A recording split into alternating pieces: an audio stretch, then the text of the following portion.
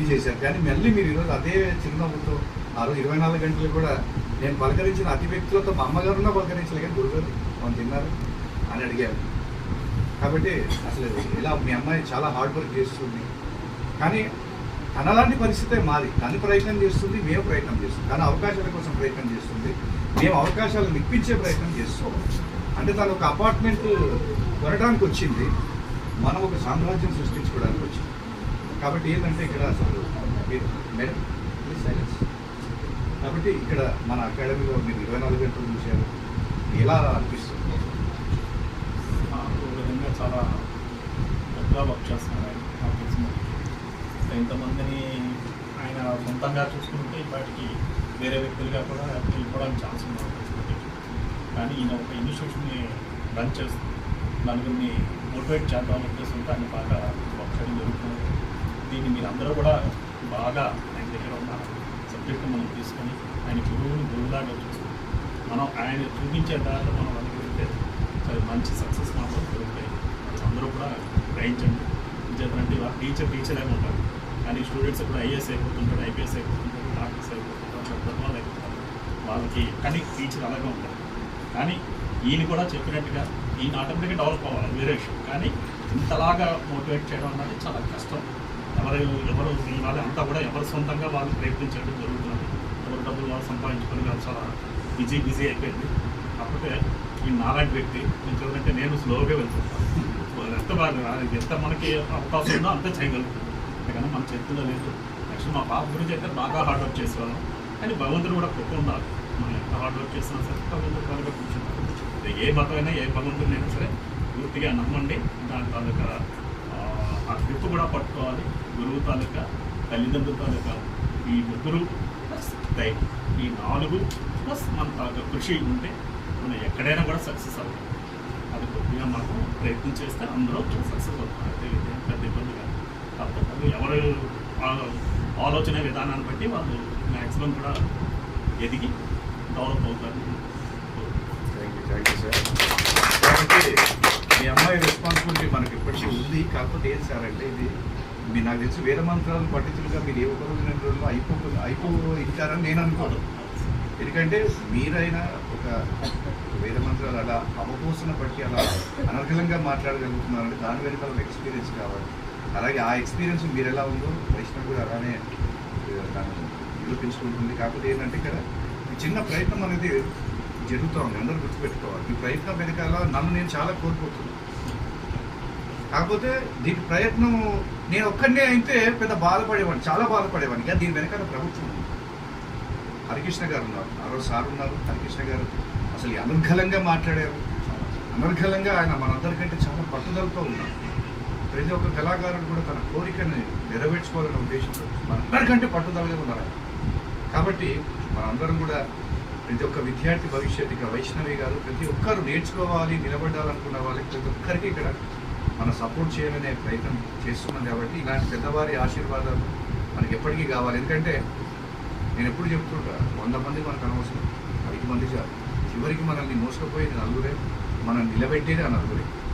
కాబట్టి ఆ నలుగురు కోసం వెతుకుతూ ఉంటే అందులో గురువు గారు ఉన్నారు. లేకపోతే ఇట్స్ లాంగ్ జర్నీ. 24 hours ఎప్పుడు చేసినాం సార్ మనం? జూన్లో చేసినామా, మార్చ్, ఏప్రిల్లో చేసినాం. అప్పటి నుంచి కూడా ఆయన ఎన్ని రోజులు కొనసాగుతున్నారంటే తప్పకుండా ఇది ఒక మంచి ప్రయత్నం జరుగుతుంది. కాబట్టి గురుగారు మాట అందరికీ ఇస్తున్నట్టు మీ అన్నకి ఎప్పుడో ఇచ్చేసిన ప్రయత్నం అనేది కొనసాగుతుంది. కాబట్టి ఇక్కడ మీరు 100% సపోర్ట్ చేస్తున్నారు. కాకపోతే ఇక్కడ ఏంటంటే ఒక సముద్రంలో దూకాలంటే సమయం పడుతుంది.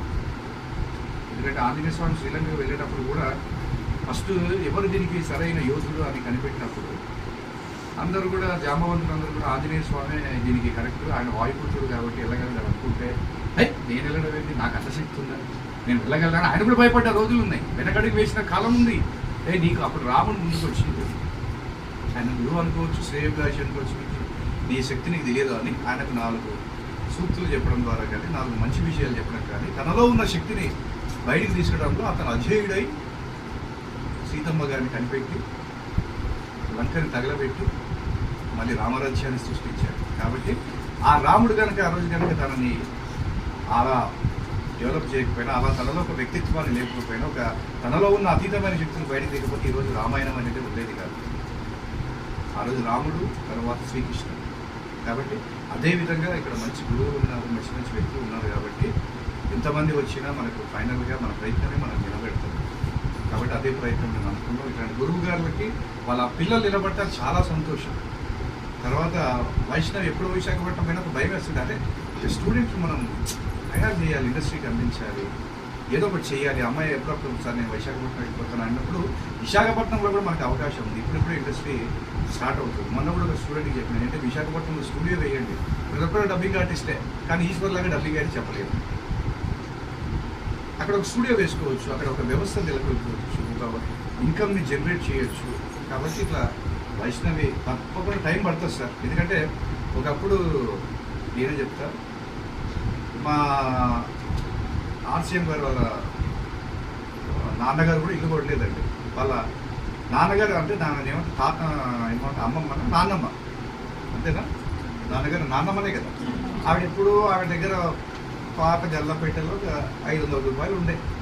ఆవిడ ఎప్పుడు వాళ్ళ ఆయన ఇచ్చిండు. ఆ 250 ఏం చేసింది, ఒక 500 గజం 500 గురించి ఎప్పుడో ఎన్ని సంవత్సరాలు, నేను కూడా పుట్టలేదు ఎప్పుడు, అది ఒక 50 సంవత్సరాల కింద.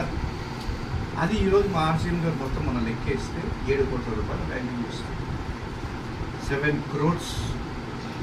ఎవరు వాళ్ళ నాన్నగారు కూడా చేయలేదు. వాళ్ళ నాన్నమ్మ గారు ఎవరిలోకి పెట్టెలకెళ్ళి తీసి 250 గజాలు కొట్టి ఈరోజు 7 కోట్ల రూపాయల ఆస్తి. అలాగే మీరు కూడా ప్రయత్నిస్తే డెఫినెట్లీ మన టాలెంట్కి ఒక డిమాండ్ అనేది డెఫినెట్లీ వస్తుంది. కాబట్టి మనం అదే దిశలో ప్రయత్నం చేయాలి. అశ్విని మంచి క్వశ్చన్ అడుగుతాం, అడగాలి. అడగందే అమ్మాయినా అన్నం పెట్టదు. కాబట్టి అమ్మ కళారంగంలో ఉన్నది అమ్మవారే, డెఫినెట్లీ కళామ తల్లి అంటాం. కానీ కాబట్టి అమ్మవారిని ప్రసన్నం చేసుకోవాలంటే అడగాలి. మనం అడిగితేనే మనకు ఎవరైనా కూడా తెలుస్తుంది. కాబట్టి మనకు దాచిపెట్టుకోకూడదు ఎప్పుడు కూడా. అవును సార్ మీకేంటి మాకేంటి చేయడం అని అడిగినప్పుడే మనకు వస్తాయి. అమ్మో వీళ్ళు కూడా మాట్లాడుతున్నారు, సమాజంలో ఉన్న లేడీస్ మాట్లాడుతున్నారని. అమ్మో ఏమెవరు ఫస్ట్ నీకే ఇస్తారు కార్డు. ఎందుకు ఇవ్వాలండి నా కార్డు? ఏం తప్పు చేశాను? నేను కార్డు అడుగుతున్నాను, నేను 1 year తర్వాత డెవలప్ అవుతా, నాకు ఎందుకు ఇవ్వరు కార్డు అని అడగండి. మీకు సర్టిఫికేట్ పాటు ఇవ్వాల్సిందే. నేను యూట్యూబ్లో పెడతా అంటే నీకు అమ్మ నీకు దండం పెడతాను, లేదా తర్వాత పెడతాను, ఈఎంఐలో కట్టి తీసుకోవాలంటారు. కాబట్టి ఈ నుంచి కనుక నేను ఎందుకు భారీగా ప్రయత్నం చేస్తలేనంటే మనం 2 రకాలుగా వెళ్తున్నాయి. పాజిటివ్ నేచర్ తోటి వీళ్ళందరూ కూడా మనం పరిచయం చేసుకుంటాం. నెగిటివ్ నేచర్లో కూడా వెళ్ళొచ్చు. కాబట్టి అక్కడ ఎంతోమంది కళాకారులు జీవితాలు దీని మీద ఆధారపడుతుంది.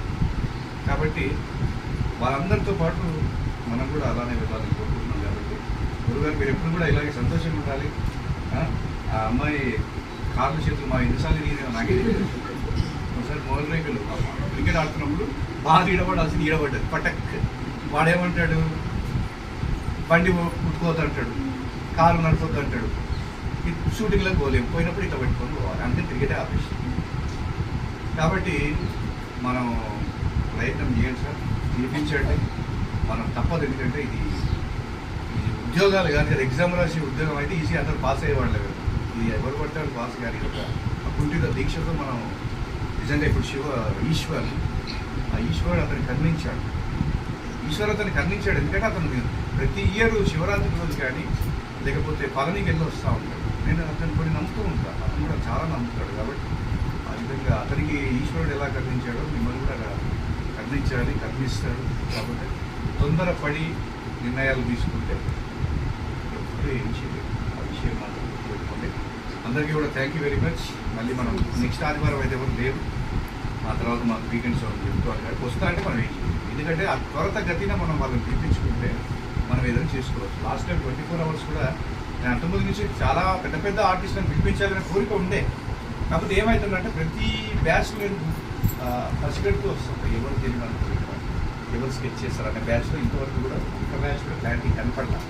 లాస్ట్ బ్యాచ్ కూడా అదే విధంగా, అంటే లాస్ట్ బ్యాచ్ 24 hours అప్పుడు గురువుగారు నేను వచ్చాను అడిగాను, టీ తాగుతారని లోపలికి రండి నేను అడిగాను. ఆ టీ కోసం లాస్ట్ టైం గొడవలు పెట్టి, ఒక చిల్లర టీ కోసం 10 రూపాయల టీ కోసం మనం గొడవ పెట్టుకుంటే కొత్తగా మనం ప్రయత్నం చేయాల్సింది చాలా ఉంది. ఆ టైం లేకుండా అందరినీ కూడా ఎలిమినేట్ చేసేసి.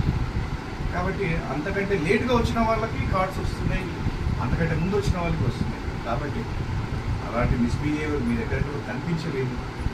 పాజిటివ్ నేచర్గా ఉన్నారు కాబట్టి ఈరోజు నేను ఇక్కడికి వాళ్ళని తీసుకురావడం జరుగుతుంది. ఈ పాజిటివ్ నేచర్ ఏర్పడడానికి ముఖ్య కారణం మా అనురాధ. ఎందుకంటే అప్పుడు ఇది కూడా ఇక్కడ ఎవరు కూడా ఒక పని ఇలా చెప్పారు, వైష్ణవి చెయ్యాలంటే అక్కడి నుంచి స్టార్ట్ అయ్యింది ఇంకా టార్చర్. కాబట్టి అలా అందరం కూడా తీసేసి దాన్ని ఒక సిస్టమేటిక్గా మెయింటైన్ చేస్తుంది మన అనురాధ. కాబట్టి ఇక గొప్పలని కాదు, నా ప్లేస్లో నా తల్లి ఉన్నా కూడా నేను అదే చెప్తాను, నా ఫ్రెండ్ ఉన్నా అదే చెప్తాను, నా చెల్లి ఉన్నా అదే చెప్తాను, మా స్టూడెంట్ ఎవరున్నా అదే చెప్తాను.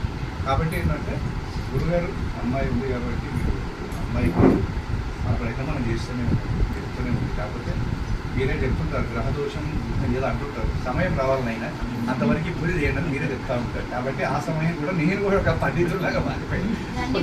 కొన్ని గ్రహాలు అడ్డుపడుతున్నాయి కాబట్టి ఆ గ్రహాలను పక్కన పెట్టి ఆవిడ కూడా వస్తుంది, నేను ఒక పండితుడిగా మీకు చెప్తుంది క్షమించి. కాబట్టి ఓకేనా సార్, ఇష్టగ్రహాలు శనిగ్రహాలు పైన ఉన్నట్టే కింద కూడా కొన్ని ఉన్నాయి సార్, వాటిని కూడా శాంతింపజేయాలన్నమాట. కాబట్టి ఆ విధంగా ధన్యవాదాలు, స్పెషల్లీ థ్యాంక్స్ సార్. అమ్మాయి కొంచెం జాగ్రత్త తెలుసుకోండి, ఈ మధ్యలో ఎక్కువ కింద మీద పడతాను. ఆ 6 నెలల నుంచి బండి కింద పడ్డాడు, బండి మీద పడ్డాడు, చేదంటే అదే అంటాడు. ఇక ఎవరైనా గుర్తుందా లేదంటే సమస్య మరి సినిమాలుగా బ్యాక్గ్రౌండ్ ఉందా తెలియదు. కాబట్టి కొద్దిగా అదేదో పరిహారం చేయండి సార్, ఓకేనా? ధన్యవాదాలు సార్. జాగ్రత్తగా తీసుకెళ్ళండి, పాపం చాలాసేపు ఓకేనా?